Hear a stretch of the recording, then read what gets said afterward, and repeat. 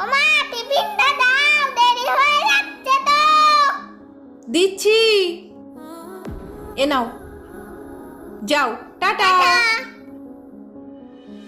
ওমা জলটা তো দেওয়া হয়নি, জলটা আমাকে দাও। দিচ্ছি বাবা। টাটা। টাটা, ভালোভাবে পরীক্ষা দেবে, হ্যাঁ সোনা?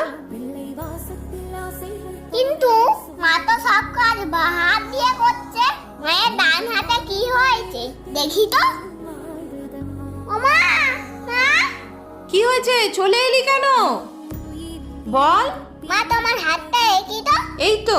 এটা না ওইটা। মা তোমার হাতটা কি করে কেটে গেল?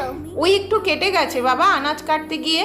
দেখেছো বন্ধুরা, মায়ের হাতে ব্যথা থাকা সত্ত্বেও মা সারাদিন আমাদের জন্য সব কাজ করতে থাকে।